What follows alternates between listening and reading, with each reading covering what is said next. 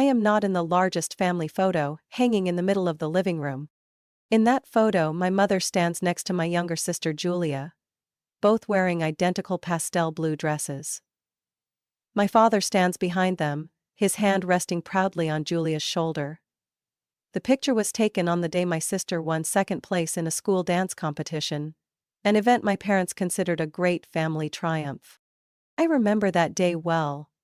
I had won an award of my own, first place in the statewide science research competition, but no one took a photo to capture that moment. No one remembered it. Julia has always been the pride of the family. Since childhood, I've known I was different from the rest of my family. While Julia loved princess dresses and tea parties with her friends, I spent hours in the garage assembling electronic models and reading books about quantum physics. My passion didn't lie in loud gatherings or shopping mall trips, but in formulas, experiments, and unanswered questions. I once thought that if I tried hard enough my parents would see me. But I was wrong. Anna, can you help Julia prepare her presentation? She needs to get a high grade this time. My parents never asked what I was working on or what I had accomplished. The only thing that mattered to them was how I could help Julia. From homework to science projects, everything I did well became the backdrop for my sister to shine. Once, I refused to help Julia cheat on a test, and the result was a week of tense silence that suffocated the house. My parents didn't yell or scold me, but the way they treated me, like I was invisible, hurt more than any words ever could. If it weren't for my grandparents, I'm not sure I would have had any confidence in myself at all. My grandfather Martin was the only one in the family who truly understood me. He had been a physicist before he retired, and perhaps it was he who passed on to me a love for science. Since I was little, he let me tinker with small experiment kits, taught me how to take apart clocks, and showed me how to create simple chemical reactions. "The world belongs to the curious, Anna," he used to say whenever I told him about my wild ideas. "Don't ever let anyone make you believe that curiosity is a bad thing." Weekend visits to my grandparents' house were the only times I felt like myself. We read science magazines together, discussed the latest research findings. No one there told me I was weird, and no one forced me to stop and do things a proper girl should do. But at home? At home, I was nothing more than a useless decoration. The day I received my acceptance letter for a summer research program at one of the most prestigious universities in the country, I ran home, my heart pounding with excitement. I thought, this time, my parents would finally be proud of me. But as soon as I opened my mouth, my mother simply sighed, folding clothes into the drawer, as she spoke in an indifferent tone. "Oh? Julia just got selected as the team captain for the school dance squad. I'm thinking of getting her a beautiful custom performance outfit." I stood frozen, feeling as if my joy had been squeezed out of my chest. They didn't even pretend to care. They didn't even bother to ask what my research program was about. My parents didn't hate me. They just didn't think I mattered. They never deliberately tried to hurt me, but their indifference cut deeper than any criticism ever could. If not for my grandparents, I might have believed I truly had no worth. But Grandpa Martin and Grandma Ellen never let me think that way. "You have a rare intellect, Anna," my grandmother told me one late afternoon, as I scribbled notes into my journal. "Just because they don't see it doesn't mean it isn't there." Her words were like a soft breeze in the storm inside me. I didn't need my parents to recognize my worth. I would prove it on my own. I just never expected that doing so would come at such a heavy price. I didn't realize what was happening right away. It started slowly, subtly, like a snake slithering through tall grass, making no sound. By the time I left home for college, I had grown used to my parents' indifference. I didn't expect warm hugs or heartfelt well wishes. I only hoped that at the very least, they wouldn't stop me from maintaining my bond with my grandparents, the only two people who truly believed in me. But I had underestimated their selfishness. At first, I called my grandparents regularly. Each call lasted for hours as I told them about my organic chemistry class, the experiments I was working on, and the new friends I had made in the research club. Grandpa Martin always listened eagerly, occasionally chiming in with experienced suggestions. Grandma Ellen would laugh and tell me how proud she was. But then, one day I called them as usual, and no one picked up. At first I thought maybe they were busy or out, but the next day, and the day after that, then a whole week passed, and the phone just kept ringing, unanswered. I sent texts, no response. I left voicemails, no one replied. Worry started creeping into my mind. I called my mother and asked if something had happened. "Oh, they're probably just busy," she replied indifferently. "They're old, sometimes they forget to charge their phone." That explanation didn't sit right with me, but I had no reason to suspect anything. Until a month passed with still no news. My gut told me something was wrong. I decided to go home for the weekend without telling anyone. When I arrived, I drove straight to my grandparents' house. My heart pounded as I rang the doorbell. I waited, but no one answered. The windows were shut tight, curtains drawn. The whole house was eerily silent. I knocked, but still, no response. Then I heard footsteps behind me. Turning around, I saw Julia standing there, arms crossed, her eyes gleaming with defiance. "What are you doing here?" Her voice was cold, nothing like the innocent tone she always used around our parents. "What are you doing here?" I shot back. "Where are Grandpa and Grandma? Why haven't they been answering my calls?" Julia rolled her eyes, clearly uninterested in answering. "They're not here anymore." Those words hit me like a punch to the gut. "What?" I stammered. "Where did they go?" She shrugged, her tone as indifferent as if she were discussing the weather. "Mom and Dad put them in a nursing home." I stood frozen, my mind blank. "What? Why didn't anyone tell me?" My fists clenched, my whole body trembling with anger. "Because you weren't here," Julia said flatly. "And honestly, no one wanted to tell you, Anna." I lost control. I don't remember how I ran back to my car, or how recklessly I drove to my parents' house. When I stormed inside, my mother was sitting at the dining table, calmly sipping tea as if nothing had happened. "What did you do?" I shouted, my fury ready to explode in my chest. "How could you send Grandpa and Grandma to a nursing home without telling me?" She didn't even flinch at my anger. She simply set her teacup down and looked at me with detached indifference. "Because they're old and need special care, Anna. Did you think they could take care of themselves forever? Do they have any health issues?" I demanded, my voice sharp. My mother looked me straight in the eye without blinking. "No." "Then why?" I pressed. My father walked into the room, arms crossed. "Because you disappointed them, Anna." It felt like the ground beneath me had just collapsed. "They tried calling you many times but you never answered," he continued. "You changed your phone number without telling them, you ignored them, and now you have the nerve to come back here and question us?" I couldn't breathe. "I never changed my number. I called them all the time but no one ever picked up." My mother shrugged, a fake look of pity in her eyes. "Maybe you just misremembered. Either way, it's too late now, they don't want to see you anymore." Those words cut into me like a sharp blade. I don't remember how I left the house. I only remember sitting in my car, my hands trembling as they gripped the steering wheel, my breath coming in short gasps. They had taken away the only people in my life who truly cared about me. And I swore I would find out the truth. I couldn't sleep. All night I lay in bed staring at the ceiling, my mind spinning with chaotic thoughts. My parents had lied. Julia had lied. They had cut off my communication with my grandparents. And worse, they had made them believe I was the one who had turned my back on them. I tried calling my grandparents' number dozens of times again, but all I got was the cold, empty ringing. No answer, no messages back. A deep sense of fear rose in my chest. What if they weren't at a nursing home? What if they were somewhere else, alone, abandoned, with no one to help them? 2 days later, I received a call I was never prepared to answer. My mother. Her voice was empty, devoid of emotion, but the words she spoke sliced through me like a frozen blade. "Your grandfather passed away." The world around me suddenly stopped spinning. What?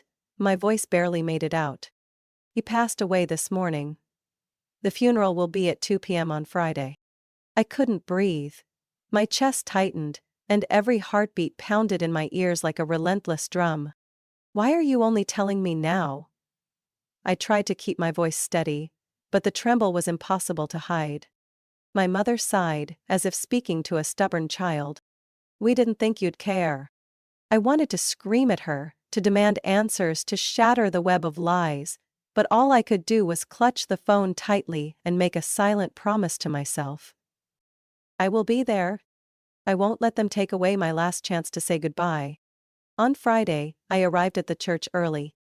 The clock in my car read 1:30 p.m. when I pulled up in front of St. Peter's Church. I stepped out, my heart heavy, but still clinging to a fragile hope.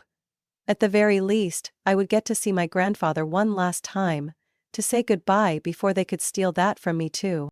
But when I stepped inside the church, the first thing I noticed was, it was empty. The polished wooden pews sat in silence. There were no mourners, no hushed whispers of condolence, no familiar scent of incense that lingered in the air during funeral services. I turned around and spotted an elderly man tidying up near the door. "Excuse me, is this where Martin Walker's funeral is being held?" I asked. The man looked at me, confused. "The funeral? Oh, you mean the service this morning? That ended a long time ago, around 10 o'clock. It felt like I had been thrown into a void. "No, that can't be right. My family told me it was at 2 p.m. The man gave me a sympathetic look. "Miss, I'm sure. They had the service early in the morning, finished before noon. Some of his relatives even stood outside talking for quite a while afterward." I couldn't speak. I couldn't move. They had done it again. They had deliberately deceived me. My hands shook as I dialed my mother's number. She picked up immediately, as if she had been waiting. "Hello, dear. Are you on your way?" Her voice was sickeningly sweet, artificial. I gripped my phone tightly, feeling the ground crumble beneath me. "You told me it was at 2 p.m., I said, forcing the words out through clenched teeth. There was a brief pause, then my mother let out a small, amused chuckle, utterly unapologetic. "Oh, did I? You must have misheard." "Don't lie to me," I screamed, my fury igniting like wildfire. "You did this to keep me out, to make everyone think I didn't care enough to say goodbye. Didn't you?" My mother didn't deny it. "Anna, don't make such a big deal out of this." Her voice turned cold. "Everyone saw that you weren't there. Besides, it doesn't matter anymore." Doesn't matter? They had stolen my last chance to say goodbye to the only person who ever truly believed in me. And now? They said it didn't matter? Before I could respond, I heard Julia's voice behind my mother, syrupy sweet, like poisoned candy. "Oh, poor dear sister," she mocked. "Who would have thought you'd be so ungrateful? Skipping your own grandfather's funeral." I gripped my phone tightly. They hadn't just lied to me. They were rewriting the story, turning me into the heartless granddaughter, the one the whole family would look down on. I hung up. There was no reason to keep listening to their lies. There was nothing tying me to them anymore. They had cut me off from the family. I would find out the truth. I couldn't let this end the way they wanted. After hanging up, I sat still in the driver's seat, my hands gripping the steering wheel, trying to keep the rising fury from consuming me. They had deceived me. They had stolen my last chance to say goodbye to my grandfather. I took a deep breath, started the engine, and drove straight to the one place that could give me answers. My grandparents' house. My grandparents' home hadn't changed much since the last time I was there. Grandma Ellen's rose bushes still bloomed in the late afternoon sun, and the wind gently rattled the chimes hanging on the porch. I climbed the steps, my heart pounding. If she was truly in a nursing home like they claimed, then who was taking care of this house? I knocked on the door. Silence. Then, slow footsteps echoed from inside. The door creaked open. And standing before me was none other than Grandma Ellen. I froze. My eyes locked onto her, searching for any signs of illness or frailty. But she looked just as healthy as the last time I saw her. The wrinkles on her face had deepened slightly, but her eyes were still sharp, still full of clarity. "Anna?" Her voice trembled, as if she couldn't believe I was standing in front of her. Tears welled in my eyes. "Grandma, they told me you were in a nursing home." Her face darkened. She reached out, gently pulling me inside before shutting the door behind us, as if afraid someone might be listening. "We have a lot to talk about, Anna." She led me into the living room, where everything remained just as I remembered. The old science magazines my grandfather used to read were still neatly stacked on the bookshelf. Grandma sat down in her chair, her expression somber, as if carefully choosing her words. "They told me you didn't want to see me anymore," she said quietly. "That you were ashamed of us. That you changed your phone number to cut off contact." I shook my head, anger tightening around my throat. "No, you have to believe me. I never changed my number. I called dozens of times, but no one ever answered." Grandma sighed, her face etched with sorrow. "I know, Anna. I know you would never do that." She reached out, taking my hand and squeezing it gently. "But now, it's time to expose the truth." Grandma Ellen stood up, walked to the bookshelf, opened a hidden drawer, and pulled out a stack of documents. "The will of your grandfather," Grandma said, her eyes gleaming with determination. "We need to call the whole family together. We will make them face the consequences of what they've done to you, Anna." 1 week later, at my grandparents' house. I sat still in my chair, my heart pounding, as I heard the sound of cars pulling up outside. My parents arrived first, walking in with the same casual expressions as if this were just another family gathering. My mother glanced around the room, her gaze passing over me like I was nothing more than a shadow. My father stood next to her, arms crossed over his chest. Julia followed right behind them, wearing her usual fake smile. She plopped down in the seat across from me, scrolling through her phone, pretending not to care. Then, Grandpa's lawyer Patrick Reynolds entered, carrying a briefcase. Grandma Ellen cleared her throat, her sharp eyes scanning the room. "Today, we will be hearing the reading of Martin Walker's will." The room fell into complete silence. The lawyer opened his briefcase, pulled out a set of documents, and began to read. First, Grandpa left this house to Grandma Ellen, along with a large financial sum to ensure she would never have to worry about money. No one reacted. That was expected. But when Mr. Reynolds moved on to the next section, the tension in the room thickened. "All ownership of Walker Science Lab, including all equipment and associated investments, shall be transferred to my granddaughter, Anna Walker." Silence. My mother's eyes widened in shock. My father clenched his fists. "Julia?" Julia went rigid, her face twisting in disbelief. "What?" Julia shot up from her seat, nearly screaming. "No way, that was supposed to be mine." "Sit down, Julia," Grandma said sternly. But Julia didn't listen. She turned to our parents, her voice shrill with desperation. "You told me. You said if I played the role of the good granddaughter, if I pretended to care about them, I would get everything. How did this happen?" My parents stayed silent, their discomfort impossible to hide. The lawyer continued reading. "The remaining assets will be divided equally between Anna Walker and Julia Walker." But Julia no longer cared about the money, she wanted everything. "I won't accept this," she screamed. "Anna doesn't even want that stupid lab. I'm the one who deserves it." I stood up, locking eyes with Julia. "No, Julia," I said, my voice steady, "I am the one who deserves it." Everything was clear now. Grandpa had never forgotten me. And I would not let anyone take away what was rightfully mine. The room was suffocating with tension. My eyes remained fixed on Julia. Her rage boiled over, her hands clenched into fists at her sides, her face contorted with fury. I had never seen her this out of control, but deep down, I wasn't surprised. She had always believed she would get everything. "No!" Julia shrieked, her voice cracking with madness. "No way, that lab is mine!" She spun toward our parents, her eyes burning red with anger. "You promised. You said as long as I followed the plan, as long as I played the role of the sweet granddaughter, cried in front of everyone, I would get everything, and now I'm supposed to accept just some tiny portion? No! I won't accept this! Her words sliced through the air like a blade, tearing apart the facade my parents had tried so hard to maintain. My mother took a deep breath, regaining her composure, but her eyes flickered with panic. Julia, enough, she snapped, but her voice lacked the firmness it once held. This is not the time to discuss this. Not the time? Julia let out a bitter laugh. You both told me that if I stuck to the plan, if I pretended to be a loving granddaughter, if I shed a few tears at the right moments, I would get everything? And now I'm supposed to settle for a measly split?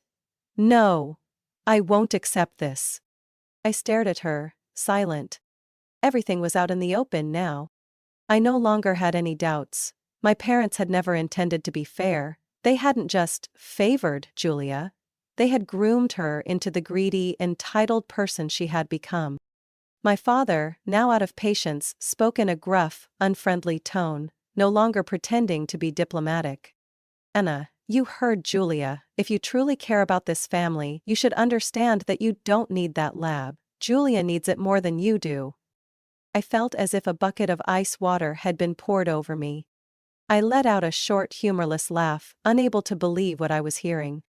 I don't need it, I repeated, my voice laced with disbelief. You mean, I should just hand it over to Julia? That's right, my mother interjected, her voice coated with artificial sweetness. Family is about sacrifice. Julia has always wanted a stable career, and you already have your own accomplishments. Why can't you share with your sister? My blood boiled. Share, I spat. Share, like how you've always taken everything from me to give to Julia? Like how you cut me off from my grandparents? Made Grandpa think I abandoned him? Both my parents stiffened. But Julia wasn't finished. She glared at me, pure hatred in her eyes. You don't deserve this, she screamed. You're just a pathetic bookworm. You have no friends, no life. All you do is bury yourself in those stupid experiments. While I... Enough. Grandma Ellen's voice rang out, strong and commanding, cutting through the chaos in the room. Both Julia and my parents fell silent. She stood up, holding an old letter in her hands, her eyes filled with deep disappointment. Do you know what this is?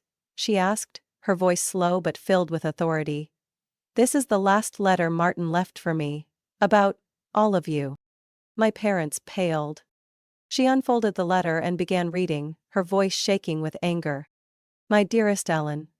If you are reading this, then I am no longer here. I am writing this because I want you to know. I never trusted the kindness of our son and daughter-in-law. They have turned Julia into a greedy, selfish person, and they have deliberately stripped Anna of every opportunity. Grandma's eyes darkened and her voice sharpened. I am leaving the laboratory to Anna because she deserves it. Not because she is the favored child, but because she has always worked hard, always fought for herself, while the others have only sought to take advantage and destroy. If they ever try to steal what belongs to Anna, cast them out of her life. The room fell into a suffocating silence. Grandma folded the letter, her gaze piercing through each of them. And now, I will do exactly as Martin wanted. She pointed to the door. All of you, get out of my house, right now. My mother's mouth opened, as if she wanted to protest, but no words came out. My father stood up, fists clenched, but he didn't dare to argue. Julia let out an enraged scream. You can't do this to me. I can, and I will, Grandma snapped. I only regret that Martin left you anything at all. My parents dragged Julia toward the door, even as she thrashed and screamed. When the door slammed shut behind them, a weight lifted from my chest. At last, I had reclaimed what was mine. No one could take my dreams away from me anymore. Grandpa's laboratory had always been a place I only dared to dream of.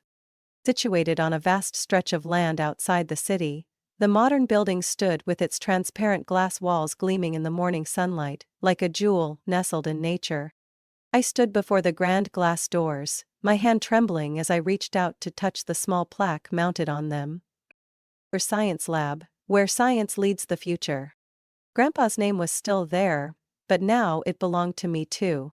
I stepped inside. Everything remained exactly as he had left it. The neatly arranged lab benches, the meticulously stored equipment, the faint scent of chemicals lingering in the air. I took a deep breath. This was the future I deserved, no longer suppressed, no longer forced into the shadows of others. Everything was mine now. The following months were busy, yet profoundly meaningful.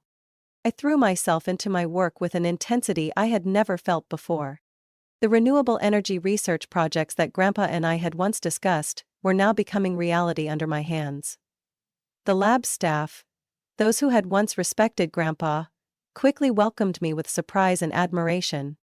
They no longer saw me as just Martin Walker's unknown granddaughter. They saw me as a scientist in my own right. Someone capable of continuing his legacy. Every day I felt his presence. In the handwritten notes he left behind. In every complex equation I solved, remembering the countless times he had patiently sat beside me, helping me untangle each problem, one step at a time.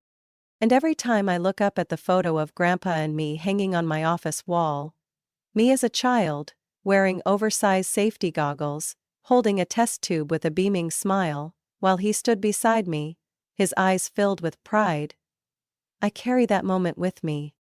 A reminder that family isn't about shared blood, but about those who believe in and love us unconditionally. Grandma Ellen never left my side. Despite her age, she still visited the lab often, bringing warm, freshly baked pastries and words of encouragement. I signed up for an online science course, she said one afternoon, while I was analyzing a test sample.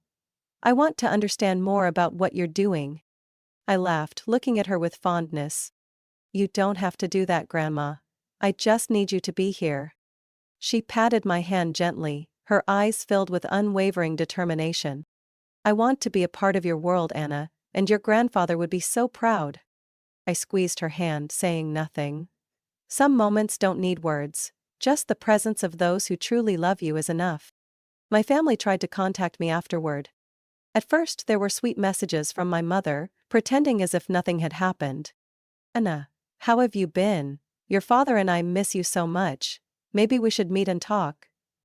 Then came the pleading. Sweetheart, Julia still hasn't been able to accept this. Do you really need that lab? Please. Think about the family. And when I didn't respond, their words turned sharp and venomous. You ungrateful brat. This family has sacrificed so much for you and you cut us off over a bunch of useless lab equipment?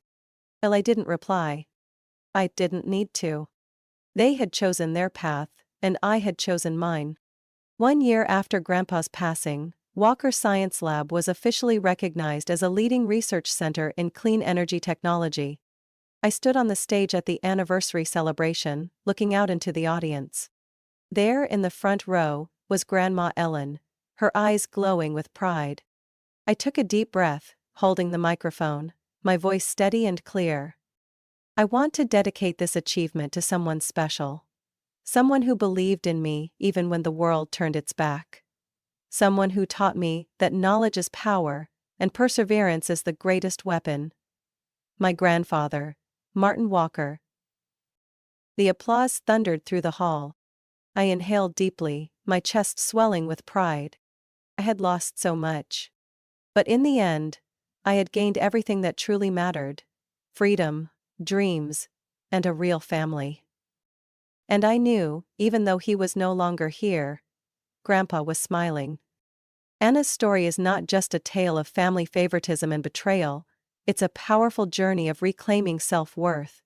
It highlights a sad reality. Not everyone is fortunate enough to have a family that truly loves and supports them. But more importantly, it reminds us that true family is not defined by blood, but by those who believe in and cherish us, unconditionally. Sometimes, to find freedom and success, we have to walk away from toxic relationships and build our own path. How did Anna's story make you feel? Have you ever experienced family favoritism or had something rightfully yours taken away? Share your thoughts in the comments. And don't forget to follow the channel for more meaningful stories about family and life.